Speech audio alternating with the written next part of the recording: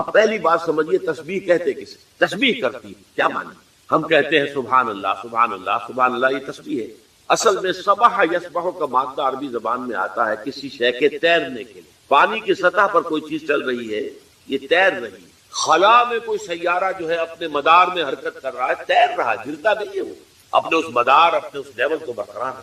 اسی سے پھر اب فعل متعدی بنا، کسی شے کو تیرانا۔ سبح للہ ما فی السماوات والارض، کسی شے کو تیرانے کا، اللہ کو تیرانے کا مطلب کیا ہے؟ کہ اللہ تعالیٰ کی ذات کے ساتھ کوئی ایسا تصور شامل نہ کر دیا جائے جو اس کے شان کے شایع نہ ہو۔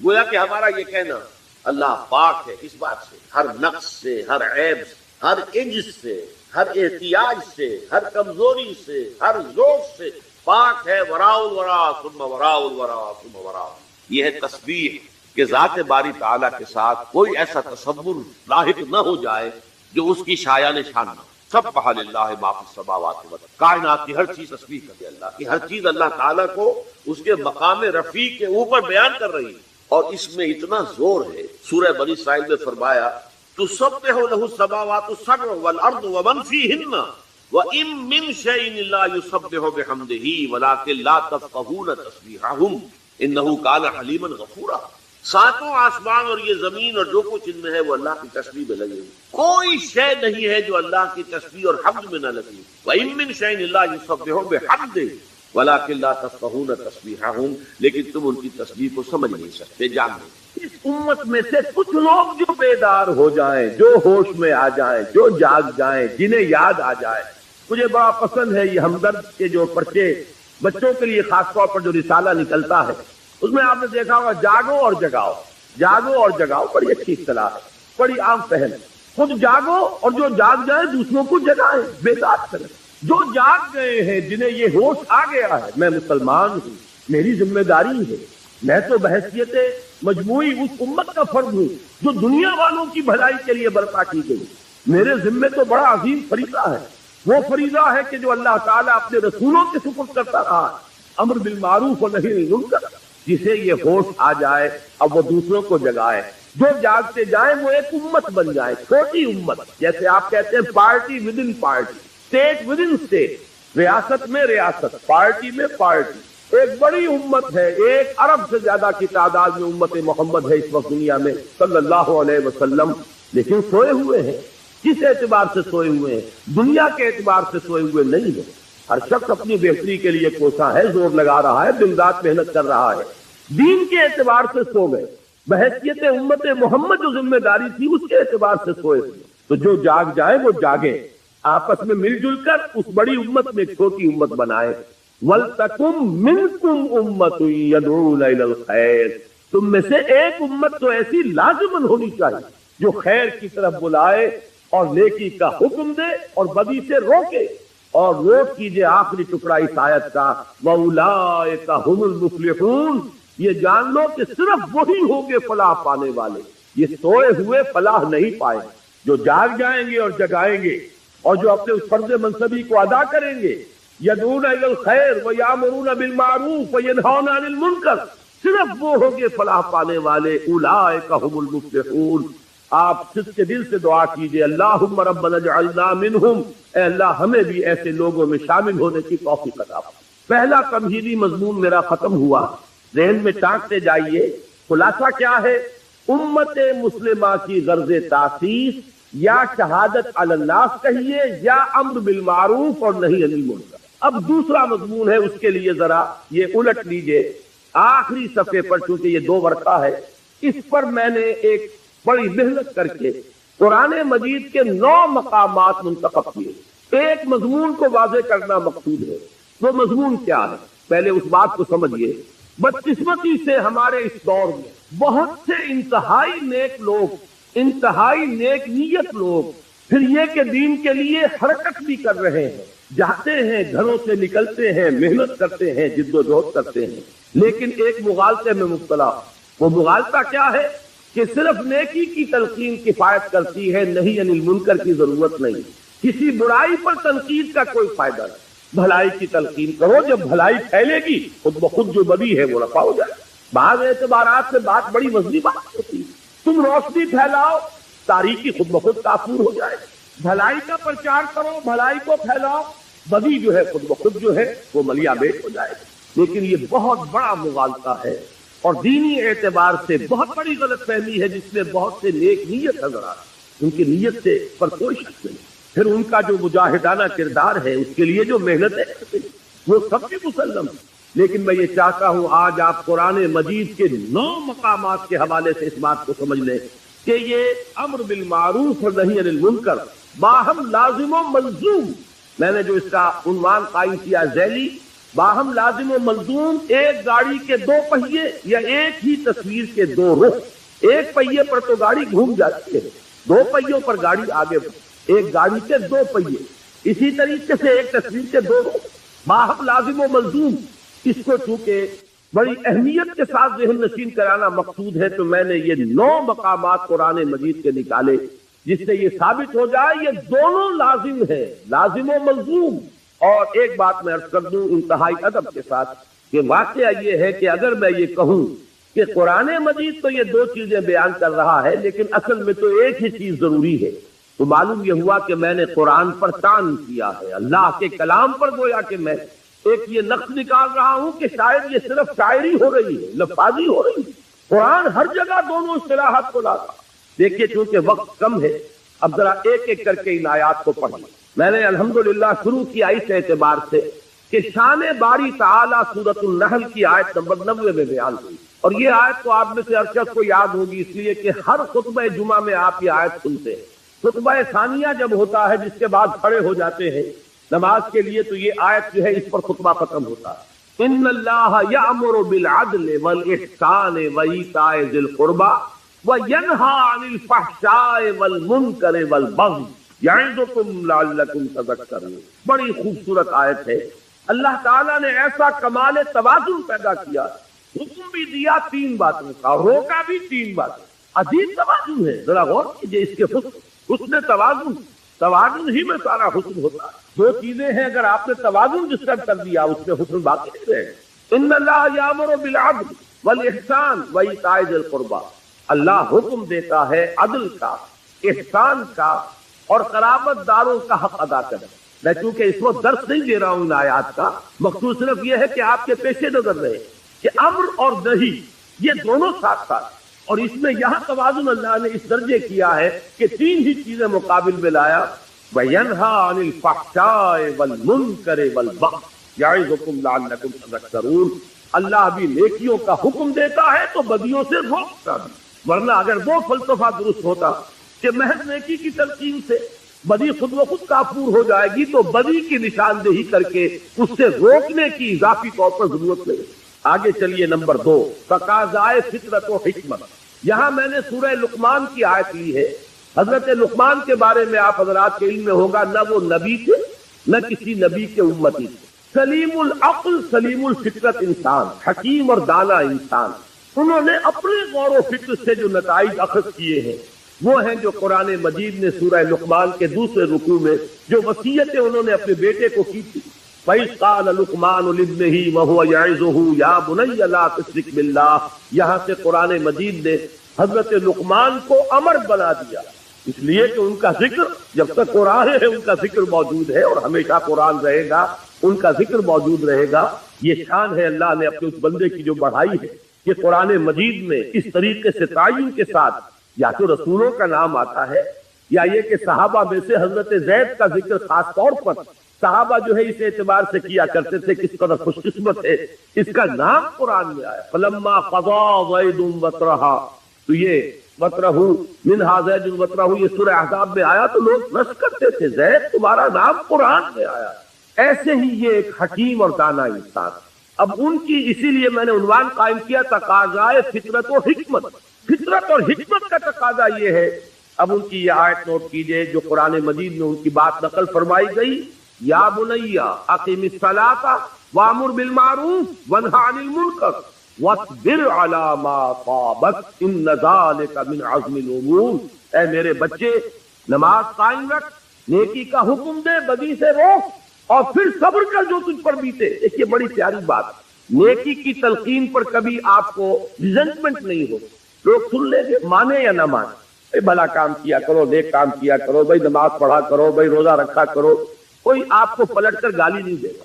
یہ دوسری بات ہے کہ جیسے چکنے گھڑے پر پانی پڑتا ہے اور نکل جاتا ہے، اور ایک کان سے سنا دوسرے کان سے نکال دیا، لیکن اصل میں جب جوابی کارروائی ہوتی ہے لوگوں کی طرف سے، جب آپ کسی بدی پر روکے، اس وقت پھر ریزنٹمنٹ ہوتی ہے، اس وقت پھر جو ہے ریٹیلیشن ہوتی ہے۔ چھوٹے سے بچے کو کہہ کر دیکھیے کہ بیٹے یہ کھیلنے کی جگہ نہیں ہے، یہ کرکٹ کا میدان نہیں ہے، یہ سڑک ہے، کسی کا سر پھوڑ دو گے، کسی کی گاڑی کا شیشہ توڑ دو گے، لیکن ذرا کہہ کے دیکھیے پھر آپ کا وہاں سے اپنی عزت کو سالم لے کر واپس چلا جانا آسان نہیں ہوگا۔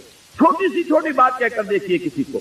اس لیے یا حضرت لقمان فرما رہے ہیں، میرے بچے نماز کو قائم رکھ، نیکی کا حکم دے، بدی سے روک، اور پھر جو آئے اسے جھیل برداشت کر، صبر کر، وَاصْبِرْ عَلَىٰ مَا أَصَابَكَ۔ یہی تو رب ہے سورۃ العصر میں، وَالْعَصْرِ إِنَّ الْإِنسَانَ لَفِي خُسْرٍ إِلَّا الَّذِينَ آمَنُوا وَعَمِلُوا الصَّالِحَاتِ وَتَوَاصَوْا بِالْحَقِّ وَتَوَاصَوْا بِالصَّبْرِ۔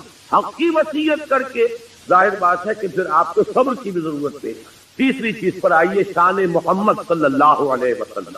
یہ سورہ اعراف کی ایک آیت ہے۔ اس کا پس منظر یہ ہے کہ جب حضرت موسیٰ علیہ السلام کو اللہ تعالیٰ نے کوہ طور پر بلا لیا تھا 30 راتوں کے لیے، پھر وہ بڑھا کر 40 راتیں کی گئی، اور وہاں ان کی عدم موجودگی میں بنی اسرائیل نے بچڑے کی پرستی شروع کر دی۔ تو جب وہ واپس آئے ہیں تو بہت غضبناک ہوئے، وہ تو آپ کے علم میں پورا واقعہ ہے۔ پھر سب سے بڑی توبہ ہوئی ہے تاریخ میں، 70,000 یہودی قتل ہوئے ہیں اس مرتد ہونے کی پاداش۔ ہر قبیلے میں سے جنہوں نے شرک کیا تھا، تو جو لوگ توحید پر قائم رہے انہیں حکم دیا گیا کہ اپنے رشتہ داروں کو سوا، مرتد کی سزا اسلام میں قتل ہے۔ انہوں نے اسلام لانے کے بعد، نبی کے ساتھی ہونے کے بعد، اور گائے کی پرست کی، یہ سارا جو ہے جس کو آج کی اصطلاح میں آپ فرض بھی کہہ سکتے ہیں، بہت بڑا فرض ہوا یہ اپنی پارٹی کا۔ اس کے بعد کوہ طور پر وہ 70 سرکردہ لوگوں کو لے کر حاضر ہوئے۔ دعا کی پروردگار ہم سے خطا ہو گئی ہے، معاف فرما دے، اور ہمارے لیے رحمت کا فیصلہ فرما دے۔ اس کا جواب دیا گیا کہ ایک تو میری رحمت عام ہے، وہ تو ہر شے کے ساتھ، رحمتی وسعت کل شیء۔ ایک میری خاص رحمت ہے جو میں نے لکھ دی ہے اپنے ان بندوں کے لیے جو میرے رسول نبی امی پر ایمان لائے صلی اللہ علیہ وسلم۔ یہ سورہ اعراف کی آیت نمبر 157 ہے۔ اس نبی امی کی جو شان بیان ہوئی ہے صلی اللہ علیہ وسلم، وہ آیت ہے یہ، الذین یتبعون الرسول النبی الامی الذی یجدونہ مکتوبا عندہم فی التوراۃ والانجیل۔ وہ لوگ کہ جو پیروی کریں گے میرے رسول نبی امی کی، جس کو وہ دیکھیں گے، موجود پائیں گے لکھا ہوا اپنے پاس تورات اور انجیل میں، یعنی جن کی پیشین گوئیاں درج ہوں گی۔ اب وہ نبی جب آئیں گے کیا کریں گے؟ دیکھیے پہلا کام کیا ہے، یامرہم بالمعروف وینہاہم عن المنکر ویحل لہم الطیبات ویحرم لہم الخبائث۔ نبی جب آئیں گے میرے نبی امی، میرے رسول نبی امی صلی اللہ علیہ وسلم، کیا کریں گے؟ انہیں نیکیوں کا حکم دیں گے، بدی سے روکیں گے، ان کے لیے طیب چیزوں کو حلال ٹھہرائیں گے، اور ناپاک اور گندی اور خبیث چیزوں کو حرام کریں۔ لیکن اس میں پہلی شے جو آ رہی ہے وہ کیا ہے؟ وہی گاڑی کے دونوں پہیے لازم و ملزوم، یامرہم بالمعروف وینہاہم عن المنکر۔ نمبر 4، شان صحابہ رضی اللہ تعالی عنہ۔ اب آپ نے نوٹ کیا ہوگا میں درجہ بدرجہ سیڑھی اتر رہا ہوں۔ شان باری تعالیٰ سب سے اوپر، پھر وہ فطرت اللہ التی فطر الناس علیہا، اس کو انسانوں کی فطرت کو کہا گیا فطرت اللہ، اس لیے نمبر 2 پر اس کو لایا ہوں۔ نمبر 3 پر رسول صلی اللہ علیہ وسلم، نمبر 4 پر صحابہ، درجہ بدرجہ نیچے اتر رہے ہیں۔ صحابہ کی شان کیا ہے؟ سورہ توبہ کی آیت نمبر 71، والمومنون والمومنات بعضهم اولیاء بعض یامرون بالمعروف وینہون عن المنکر۔ مومن مرد اور مومن عورتیں آپس میں ایک دوسرے کے ساتھی ہیں، پشت پناہ ہیں، مددگار ہیں، حمایتی ہیں، اور ان کی شان کیا ہے؟ یامرون بالمعروف وینہون عن المنکر، نیکی کا حکم دیتے ہیں، بدی سے روکتے ہیں۔ اس کا ذرا کانورس بھی دیکھ لیجئے۔ یہ کانورس کا لفظ شاید میری عمر کے لوگوں کو یاد آیا ہو جنہوں نے انگریزی میں میٹرک میں جیومیٹری پڑھی تھی۔ ہر تھیورم کا ایک کانورس ہوتا تھا، ایک نظریہ ہے، اس کا عکس، تو اس کا بھی ایک عکس۔ منافقین کی شان بیان ہوئی ہے، کیفیت منافقین، اسی سورہ توبہ کی آیت نمبر 67 میں، المنافقون والمنافقات بعضهم من بعض یامرون بالمنکر وینہون عن المعروف۔ لفظ دونوں یہاں بھی آ گئے. یہ منافق مرد اور منافق عورتیں یہ ایک دوسرے میں سے ہیں, یہ ایک دوسرے کے ساتھی ہیں, پشپنا ہے, مددگار ہیں. وہ کیا کرتے ہیں؟ وہ نیکی سے روکتے ہیں اور بدی کا حکم دے. یہاں میں ذرا ایک حدیث بھی آپ کو سنا دوں. ایک مرتبہ حضور نے صحابہ کرام سے فرمایا تم لوگوں کا کیا حال ہوگا, کیسا انتم اذ لا تأمرون بالمعروف ولا تنہون عن المنکر, کیا حال ہو جائے گا مسلمانوں تمہارا جب تم نیکی کا حکم دینا چھوڑ دو گے اور بدی سے روکنا چھوڑ دو گے. صحابہ حیران ہوئے, ان کے لیے تو یہ ناقابل قیاس, ناقابل گمان بات.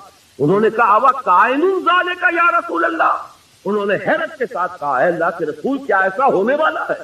آپ نے فرمایا بل اشد من ذالک سیکون, تم اسی پر حیران ہو رہے ہو میرے صحابہ, اس سے بھی زیادہ شدید کیفیت پیدا ہو جائے.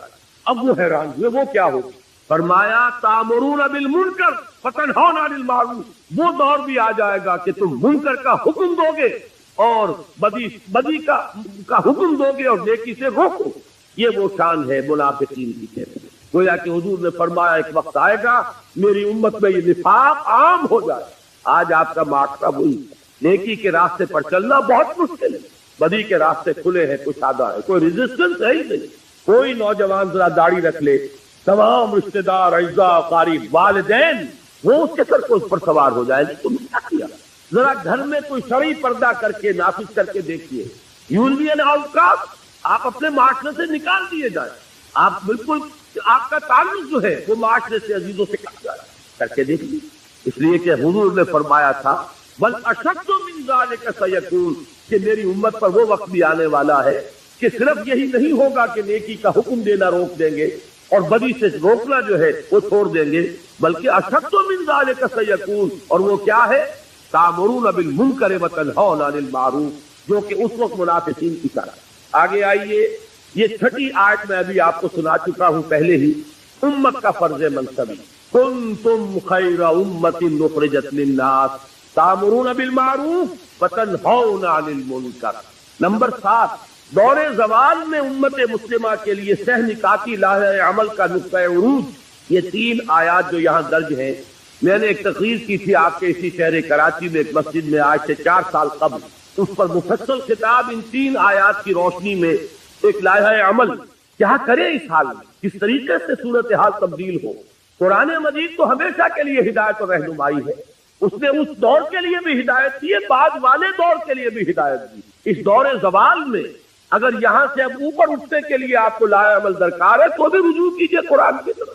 قرآن مجید نے ان 3 آیات میں سورہ آل عمران کی آیات 102, 103, 104 ایک سہ نکاتی لائحہ عمل دیا ہے, جس میں آخری بات وہ ہے جو ابھی میں نے آیت آپ کو سنائی تھی, وَلْتَكُن مِّنكُمْ أُمَّةٌ يَدْعُونَ إِلَى الْخَيْرِ وَيَأْمُرُونَ بِالْمَعْرُوفِ وَيَنْهَوْنَ عَنِ الْمُنكَرِ وَأُولَٰئِكَ هُمُ الْمُفْلِحُونَ. پہلا نقطہ یہ ہے کہ ہر شخص تقویٰ اختیار کرے. دوسرا نقطہ یہ ہے کہ مل جل کر بنیاد مرصوص بنو, قرآن مجید کی رسی کو مضبوطی سے تھام لو, اللہ کی رسی, وَاعْتَصِمُوا بِحَبْلِ اللَّهِ جَمِيعًا. اور تیسرا نقطہ ضربہ سلام کیا ہے اس کا؟ وَلْتَكُن مِّنكُمْ أُمَّةٌ يَدْعُونَ إِلَى الْخَيْرِ وَيَأْمُرُونَ بِالْمَعْرُوفِ وَيَنْهَوْنَ عَنِ الْمُنكَرِ وَأُولَٰئِكَ هُمُ الْمُفْلِحُونَ. تم میں سے ایک جماعت تو ایسی قائم ہونی چاہیے جو یہی 3 کام کرے اور کوئی کام نہ کرے. میں یہاں پر عرض کر دوں کہ واقعہ یہ ہے کہ آج وہ بعد میں تفصیل سے گفتگو ہوگی, ہماری دینی جماعتیں بھی اپنے اصل ہدف سے ہٹ چکی. اس وَلْتَكُن مِّنكُمْ أُمَّةٌ اس کے کرنے کے صرف 3 کام قرآن نے بتائے, خیر کی طرف دعوت, نیکی کا حکم, بدی سے روکنا. یہ پاور پالیٹکس میں اپنے آپ کو ملوث کر لینا, کبھی کسی کا پاسنگ بن جانا, کبھی کسی کا ضمیمہ بن جانا, ادھر سے ادھر جو سیاسی اعتبار سے لڑکتے رہے, یہ در حقیقت اپنے اصل ہدف سے ہٹ جانے کی بنا پر وہ تیر نیم کش جس کا نہ ہو کوئی ہدف. اپنے اصل ہدف سے, ہمارے یہ جو لائحہ عمل کا جو ہدف ہے اس سے ہٹ چکے. بہرحال اس کے ضمن میں عرض کر دوں کہ وہ جو میں نے تقریر کی تھی, وہ بھائی جمیل الرحمان صاحب, اللہ تعالیٰ انہیں صحت بھی دے اور عمر بھی دے, انہوں نے میری کتنی ہی تقریریں ہیں, بڑا مشقت طلب کام ہے یہ ٹیپ سے اتارنا, اور یہ کر رہے ہیں کم سے کم میں سمجھتا ہوں کہ 15 برس ہو گئے ہیں انہیں یہ کام کرتے ہوئے. میری بہت سی تقریریں ایسی ہیں جو انہی کے ذریعے سے وہ کتابی شکل میں آئی. اسی کراچی میں نے ایک تقریر کی تھی اسی آیت کے حوالے سے جو ابھی سورہ اعراف کی ہم نے پڑھی ہے, اس میں اہل ایمان کے بارے میں فرمایا کہ وہ لوگ کیا کریں گے، فالذین آمنوا بہ وعزروہ ونصروہ واتبعوا النور الذی انزل معہ اولئک هم المفلحون۔ ہمارے اس رسول نبی امی کو جو لوگ جن پر ایمان لائیں گے، ان کی تعظیم کریں گے، ان کی مدد کریں گے، اور جو نور ان کے ساتھ نازل کیا جائے گا اس کا اتباع کریں گے، وہی فلاح پانے والے ہوں گے۔ وہ تقریر بھی انہوں نے اتاری تھی، وہ چھپ چکی ہے، کتنے ایڈیشن اس کے۔ نبی اکرم صلی اللہ علیہ وسلم سے ہمارے تعلق کی بنیادیں الحمدللہ بہت پسند کیا گیا، وہ عوام میں خواص میں، اس لیے کہ ایک بالکل نقطۂ نظر سامنے آیا۔ یہ وہ مختلف نقطۂ نظر کہ آیا صرف درود پڑھ دینے سے حق ادا ہو گیا، یا یہ کہ عید میلاد منا لینے سے حق ادا ہو گیا حضور کا صلی اللہ علیہ وسلم، یا جلوس نکال دینے سے حق ادا ہو گیا، یا کوئی اور ذمہ داریاں ہیں ہماری نبی اکرم صلی اللہ علیہ وسلم کے بارے میں۔ اسی طرح اس تقریر کو بھی انہوں نے اتارا تھا، اور اب وہ بھی کتابچے کی شکل میں شائع ہو رہی ہے۔ لیکن تازہ میثاق جو میں خاص طور پر حکم دے کر آیا تھا کہ اس کو جلدی سے شائع کیا جائے، اور بائی ایئر کارگو میں نے منگوایا ہے، آج اس کے نسخے باہر موجود ہیں۔ یہ کوئی 64 صفحے کا کتابچہ ہے جو اس میثاق کے اندر پورا کا پورا آ گیا ہے۔ لہذا میں آج اس موضوع پر گفتگو نہیں کر رہا۔ یہ جو سہ نکاتی لائے عمل ہے، آپ میں سے ہر شخص کوشش کرے کہ اس کو میثاق کے شمارے کو لے کر جائے، اور آج ہی رات اسے پڑھ لے، انشاءاللہ وہ محسوس کرے گا کہ یہ ایک ایسی شے ہے جسے بڑے پیمانے پر مسلمانوں کے اندر عام کرنے کی ضرورت ہے۔ قرآن نے ہمیں لاہ عمل دیا ہے، ہم کدھر بھٹک گئے؟ جیسے حضور صلی اللہ علیہ وسلم، مجھے غزوہ حنین کا وہ وقت یاد آ رہا ہے جب صحابہ، کیونکہ بوچھاڑ ہوئی تھی تیروں کی، بڑی سخت بوچھاڑ، جب حضور اور مسلمانوں کا لشکر جب جا رہے تھے تو ایک تنگ درے میں، پہاڑی کے درے میں سے گزر رہے تھے، اور پہاڑی کے دونوں طرف جو ہے پہاڑوں پر اس درے کے وہ کفار پہلے سے بیٹھے ہوئے تھے، اور انہوں نے جو پھر بوچھاڑ کی ہے تیروں کی تو بھگدڑ بچ گئے۔ اس وقت حضور صلی اللہ علیہ وسلم نے ایک آواز بلند کی، الیہ یا عباد اللہ، الیہ یا عباد، اے اللہ کے بندوں کدھر جا رہے، آؤ میری طرف۔ میں یہ عرض کر رہا ہوں، قرآن آج پکار رہا، الیہ یا عباد اللہ، آؤ میری طرف، میرے پاس پروگرام ہے، میرے پاس لائحہ عمل ہے، میرے پاس ہدایت، لیکن تم نے مجھے اپنا امام بنایا ہی نہیں۔ یہی وجہ ہے کہ میں نے اس کتابچے کا انتصاب لکھا ہے، یہ جو شروع میں ہوتا ہے، ان باہمت لوگوں کے نام جو قرآن حکیم کو واقعتاً اپنا امام بنانے کا عزم کر لے۔ یہ کتابچہ ان کی خدمت میں پیش ہے کہ اگر وہ چاہتے ہیں کہ قرآن کو امام بنائے تو قرآن یہ راستہ سے نکاتی راستہ ہے جو دکھا رہا ہے۔ وہ اس میثاق کے شمارے میں اور مضامین نہیں ہے، اس میں صرف ایک چھوٹا سا مضمون اور ہے، پورا کتاب اسی کتابچے پر یہ میثاق کا شمارہ جو ہے وہ مشتمل ہے۔ وہ میں پھر عرض کر رہا ہوں کہ لے کر جائیے، یوں سمجھیے کہ میرے آج کے درس کا یہ تتمہ ہے، تکملہ۔ اب آ جائیے اس موضوع کی طرف۔ ہم نے 7 مقامات دیکھ لیے کہ جہاں امر بالمعروف اور نہی عن المنکر لازم و ملزوم۔ 8واں یہ سورہ حج کی آیت نمبر 41 ہے، اصحاب اقتدار کا فرض عین، الذین ان مکناہم فی الارض اقاموا الصلاۃ وآتوا الزکاۃ وامروا بالمعروف ونہوا عن المنکر وللہ عاقبۃ الامور۔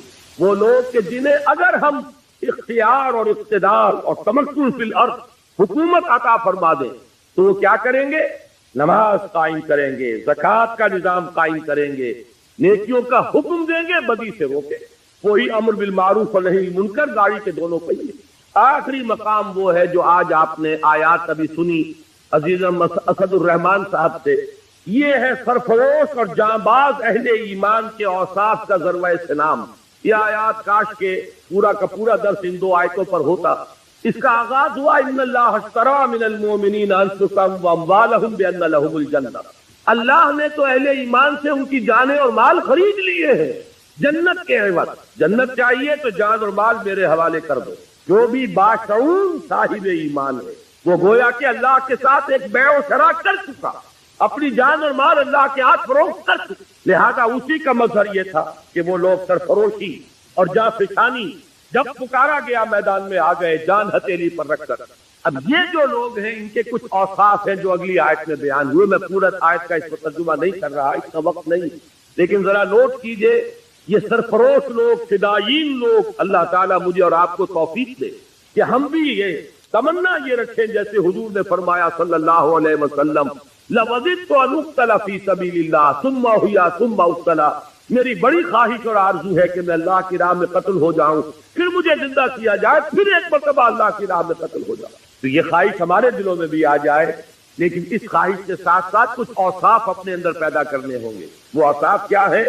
التائبون، العابدون، الحامدون، السائحون، الراکعون، والضحى واللیل اذا سجا ما ودعك ربك وما قلى۔ قسم ہے روز روشن کی، دھوپ جہاں چڑھے کا جو وقت ہے وہ میں بیان کر چکا ہوں۔ صلاۃ الضحیٰ تقریباً 10 بجے 11 بجے یعنی زوال سے متصلاً قبل جو ہے صلاۃ الضحیٰ 10 بجے کا وقت، یہ وہ وقت ہے جب کہ دن پوری طرح روشن بھی ہو گیا اور اس میں کچھ تمازت اور حدت جو ہے، حرارت اور گرمی بھی آ گئی، اور حرکت اور اس کے اندر تگو دو بھاگ دوڑ معاش کے لیے سب کے سب جو ہے وہ اپنی اس حرکت کے اندر مصروف۔ اور اس کے بالمقابل واللیل اذا سجا، یہاں یہ رات کے لیے کے ساتھ جو لفظ آیا وہ نیا لفظ ہے، اس سے پہلے یغشا تو آیا، یغشاہا، واللیل اذا یغشاہا سورۃ الشمس میں، اور واللیل اذا یغشا سورۃ اللیل میں، ڈھانپ لینے والی رات۔ معلوم ہوتا ہے کہ جیسے کوئی چادر تان دی گئی، اوپر چھپا دیا گیا کسی شے کو، زمین کو ڈھانپ دیا، یا سورج کے آگے رات جو ہے چادر بن کر تن گئی، اب آپ کو سورج نظر نہیں آ رہا، اس کی روشنی کا سلسلہ منقطع ہو گیا۔ لیکن یہاں لفظ آیا گیا ہے واللیل اذا سجا۔ یہ سجا کے لفظ میں جو بنیادی مفہوم ہے وہ سکون، چنانچہ بحرٌ ساجن کہتے ہیں، سمندر کی وہ کیفیت جس میں کوئی تلاطم نہیں ہے، موجیں نہیں ہیں، پرسکون سمندر جو ہے، پانی جو ہے پرسکون ہے، یہ بحرٌ ساجن۔ تو واللیل اذا سجا، جب کہ رات پوری سکون اس میں طاری ہو گیا، حرکت ختم ہو گئی، پرندے بھی اپنے گھونسلوں میں چلے گئے، انسان بھی اپنے گھروں میں جو بھی رین بسیرا ہے ہر ایک کا، وہاں اس نے جا کر بسیرا لے لیا، ہر طرف ایک سکون کی کیفیت ہے۔ تو ایک طرف حرکت، تمازت، حدت، اور ایک طرف رات کی تاریکی اور اس میں خاص طور پر سکون، حرکت نہیں بلکہ سکون کی کیفیت۔ ان دونوں کی قسمیں کھائیں، اور مقسم علیہ کیا ہے؟ ما ودعک ربک وما قلی، نہیں رخصت کیا آپ کو آپ کے رب نے اور نہ ہی وہ بیزار۔ اب یہ الفاظ جو ہیں خاص طور پر نوٹ کیجئے، ان کے پس منظر میں کیا چیز جھلک رہی ہے کہ کوئی ایسا احساس شدید ہوا ہے محمد رسول اللہ صلی اللہ علیہ وسلم کو، کوئی ایسا اندیشہ لاحق ہوا ہے کہ شاید میرا رب ناراض ہو گئے، شاید میرے رب نے مجھ سے اپنا تعلق منقطع کر لیا، شاید میرے رب نے مجھے چھوڑ دیا، شاید اس کی عنایتیں اب شامل حال نہیں، شاید اس کی شفقت و محبت جو ہے اب میں اس کا مرکز نہیں رہا۔ یہ تشویش، یہ کیفیت جو ہے، یہ اضطراب، یہ پس منظر میں ہے، اس لیے کہا جا رہا ہے ما ودعک ربک وما قلی۔ نہیں اے محمد صلی اللہ علیہ وسلم، ایسا خیال اپنے قریب بتانے دیجیے، نہ آپ کے رب نے آپ کو وداع کیا۔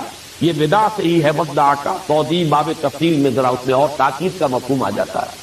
ایسا وداع ایک تو ہوتا ہے عارضی طور پر آپ نے وداع کیا کسی کو، پھر وہ آ جائے گا۔ ایک توضیح جو ہے وہ یہ مستقل انقطاع، توضیح ما ودعک ربک، نہیں کو اللہ نے آپ سے تعلق منقطع نہیں کیا، آپ کو رخصت نہیں کر دیا، آپ کو وداع نہیں کر دیا، وما قلی، اور ہرگز وہ کوئی بیزار نہیں ہوا آپ سے، ہرگز ناراض نہیں ہوا۔ یہ جو آیت ہے اب کس کے پس منظر میں؟ یقیناً کوئی واقعہ ہے یا کوئی واقعات نہیں۔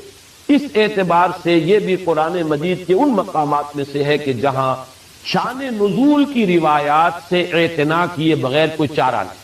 مولانا اصلاحی صاحب کا اپنا ایک ذوق ہے، وہ روایات سے حتی الامکان کرنی کتراتے ہیں، شان نزول کی روایات سے بھی بچ کر جو بھی عموم لفظی ہے اسی کے حوالے سے تفسیر کرتے ہیں۔ لیکن میں نے خاص طور پر نوٹ کیا یہاں کہ یہاں تو ممکن ہی نہیں رہا ان کے لیے بھی، انہیں بھی روایات ہی سے اعتنا کرنا پڑا۔ اور ایک چیز کا تو تقریباً اجماع ہے روایات کہ اس کے پس منظر میں ہے فترت وحی کا سلسلہ منقطع، کوئی وقفہ آیا ہے، اور اس میں یہ کہ مختلف اوقات میں بھی وقفے آ سکتے ہیں، لیکن جو سب سے طویل وقفہ آیا ہے وہ بالکل آغاز میں آیا، اور یہ سورہ مدثر کے شروع میں بھی جب اس کا پس منظر بیان ہوتا ہے تو اس میں بھی یہ بات آتی ہے کہ حضور صلی اللہ علیہ وسلم پر بہت ہی وہ دن سخت گزرے ہیں فترت وحی کے، اس لیے کہ سورہ مزمل اور سورہ مدثر کے مابین کچھ فصل آ گیا، ایک وقت گزرا ہے، مدت گزری ہے کہ جس میں وحی کا سلسلہ منقطع ہو گیا۔ اس میں روایات میں اس کی مدت مختلف آئی ہے، 12 دن سے لے کر اور 40 دن تک کی مدت جو ہے مختلف روایات میں آئی ہے، اس کی تفصیل یہاں دینے کی کوئی ضرورت نہیں۔ لیکن اس کے حوالے سے جو بات کی ہے، جو ہمارے خاص طور پر جو ریشنلسٹ قسم کے مفسرین ہیں انہوں نے جو بات کی ہے، وہ بات یہ کی ہے کہ وحی کی اصل میں آپ کو ضرورت ہوتی تھی اس لیے کہ مختلف مسائل جو پیدا ہو جاتے تھے، الجھنیں پیدا ہو جاتی تھی، ان کا حل ملتا تھا، لوگ سوالات کرتے تھے، ان کا جواب حضور کو وحی سے ملتا تھا۔ یسألونک عن الروح قل الروح من امر ربی، یسألونک عن ذی القرنین بتا دیجئے قل سأتلو علیکم منہ ذکرا۔ تو یہ تمام جو سوالات امتحاناً کیے جاتے تھے حضور سے صلی اللہ علیہ وسلم، اصحاب کہف کے بارے میں پوچھا جا رہا تو وہ تفسیر، تو یہ سوال اور جواب اس میں بھی تسکین کا پہلو تھا حضور کے لیے۔ یا کوئی اعتراض کر دیتے تھے لوگ، اب اعتراض کا جواب دینا ہے۔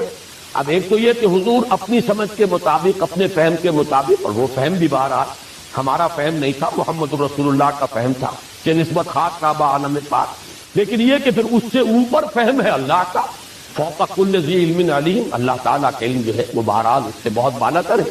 تو علم خدا بندی سے جب جوابات آتے تھے اعتراضات کے تو ان کے اندر زیادہ تسکین کا پہلو ہوتا تھا۔ تو ایک تو یہ چیزیں ہیں کہ جس کی وجہ سے جو وحی کا تسلسل تھا اس سے حضور کو آسانی ملتی، لیکن جب وحی کا سلسلہ منقطع ہو جاتا تھا تو پھر آپ کے لیے مشکل آتی۔ اسی کے لیے میں عرض کر رہا ہوں کہ قرآن مجید میں سورہ ہود میں اور سورۃ الفرقان میں یہ جو مضمون آیا ہے کہ اس وحی کے ذریعے سے، قرآن کے ذریعے سے، اے نبی ہم آپ کے دل کو، قلب مبارک کو تثبیت عطا کرتے ہیں۔ وَكُلًّا نَقُصُّ عَلَيْكَ مِن أَنبَاءِ الرُّسُلِ لِنُثَبِّتَ بِهِ فُؤَادَكَ۔ اب یہ پہلو بھی کہ جو آج مجھ پر بیت رہی ہے وہ سابقہ انبیاء پر بھی بیتی ہے۔ جیسی مخالفتیں آج میری ہو رہی ہیں، اگر مجھے مجنون اور پاگل کہا جا رہا ہے تو کہا گیا تھا حضرت نوح کو بھی اور تمام رسولوں کو کہا۔ اگر میرے بارے میں کہا جا رہا ہے کہ یہ کوئی اپنی دی ارتھ ٹو ڈومینیٹ ہے، در حقیقت یہ اپنا کوئی چاہتے ہیں غلبہ، وہ حکومت چاہتے ہیں، قیادت چاہتے ہیں، یہی بات سابقہ رسولوں کے بارے میں کہی گئی۔ تو ان کے حالات جب آتے تھے تو اس سے بھی دل ٹھکتا تھا، جمتا تھا۔ پھر جب یہ معلوم ہو گیا کہ بالآخر وہ کامیاب ہوئے اور مخالفین ناکام ہو، اس سے بھی ایک دھارس بندی کہ یہ ساری مخالفتیں ناکام ہو جائیں گی، بالآخر اللہ کا کلمہ سربلند ہوگا اور ہدایت کا نور پھیل جائے گا۔ تو وَكُلًّا نَقُصُّ عَلَيْكَ مِن أَنبَاءِ الرُّسُلِ لِنُثَبِّتَ بِهِ فُؤَادَكَ۔ بلکہ یہی بات جو سورۃ الفرقان میں آئی ہے وہی حوالے سے آئی ہے کہ لوگوں نے اعتراض کیا تھا، اگر یہ اللہ کا کلام ہے تو پورا کلام ایک دم کیوں نازل نہیں ہو جاتا؟ یہ تم تھوڑا تھوڑا کر کے قرآن ہمیں سناتے ہو، یہ تو بالکل ایسے ہے جیسے شاعر جو ہے اس کا دیوان بہرحال تو مکمل ہوتا ہے، ایک غزل آج کہہ دی، ایک کل کہہ دی، کوئی قصیدہ آج کہہ دیا پھر بعد میں کہہ دیا، بالکل یہی حال تمہارا ہے، تھوڑا تھوڑا قرآن سنا رہے ہو۔ اگر یہ اللہ کی کتاب ہوتی تو یہ کیوں نہ پوری کی پوری جملۃ واحدہ نازل ہو جاتی؟ لیکن اس کا بھی جواب دیا گیا سورۃ الفرقان میں، کذالک لنثبت بہ فؤادک ورتلناہ ترتیلا۔ یہ اس لیے ہے کہ ہم آپ کے دل کو اس کے ذریعے سے تثبیت، دل کے لیے ثبات کا سامان کرنا چاہتے ہیں، اور چونکہ یہ ایک فہم کی جد و جہد ہے جو آپ کو کرنی ہے اور مسلسل یہ رد و قضا جاری رہنی ہے، لہٰذا ایک ہی دم نہیں، جیسے جیسے حالات ہوں گے ویسے ویسے ہم آپ کی تثبیت قلبی کا سامان آپ کو اس وحی کے ذریعے سے دیتے چلے جائیں۔ تو یہ مضمون اپنی جگہ پر تو بہت مکمل ہے، لیکن اشکال کیا ہے؟ اشکال جیسا کہ میں نے عرض کیا تھا بہت سے اشکالات پیدا ہو جاتے ہیں۔ ایک اشکال اس اعتبار سے کہ حضور کی شان، علوم شان کو پیش نظر رکھے تو بعض باتیں جو ہے اس کے ساتھ مناسبت رکھتی ہوئی بظاہر نظر نہیں آتی۔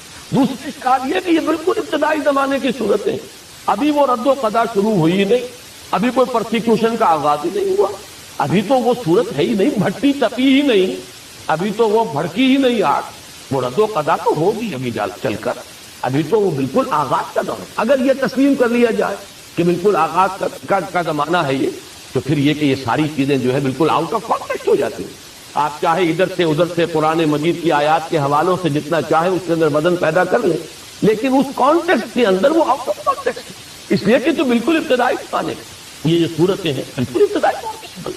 ایک دوسری بات یہ کہی گئی اور یہ بات وزنی اور یہ بات سمجھ میں نہیں آ سکتی، وہی بات جو میں عرض کر چکا ہوں کہ معاملہ نہ دارت سکون آٹنا نہ باشد، اور وہ یہ کہ اس وحی کا کوئی ایسا روحانی اثر تھا محمد الرسول اللہ صلی اللہ علیہ وسلم کی روح پر جس کو ہم نہیں سمجھ سکتے کہ وہ کیا تھا، یہ تو جس کا تجربہ ہوتا ہے وہی جانتا ہے۔ یہ جو ایک کیفیت ہے کہ لذت ہی مادہ نہ دانی بخدا تا نہ چشی، جس کے اوپر خود وحی نازل نہیں ہوئی، اس کی لذت، اس کا سرور، اس کا کیف، اس سے انبساط، اس سے جو انشراح ملتا تھا محمد رسول اللہ صلی اللہ علیہ وسلم کو، ہم اپنی عقل و منطق کے حوالے سے اس کو پہچان ہی نہیں سکتے۔ اس اعتبار سے جو آپ کا والہانہ عشق تھا، یہ بات نوٹ کر لیجئے، اس سے پہلے کئی مرتبہ یہ مضمون آ چکا ہے، لا تحرک بہ لسانک لتعجل بہ ان علینا جمعہ وقرآنہ فاذا قرأناہ فاتبع قرآنہ ونیسرک للیسریٰ سنقرئک فلا تنسیٰ۔ حضور ایسا نہ کیجئے کہ ہم پڑھائیں گے آپ کو۔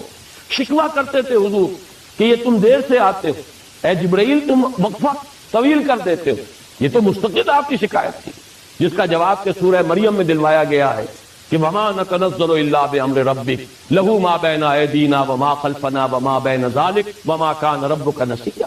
اے نبی، ہم اپنی مرضی سے نازل ہو ہی نہیں سکتے، تو آپ کے رب کا حکم ہوتا ہے تو ہم آتے ہیں، ہم اپنے اختیار سے نہیں آتے، اس لیے کہ ہمارے سامنے جو کچھ ہے اس کا اختیار بھی اللہ کے ہاتھ میں، جو ہمارے پیچھے ہے اس کا اختیار بھی اللہ کے ہاتھ میں، جو دونوں کے مابین ہے اس کا اختیار بھی اللہ کے ہاتھ۔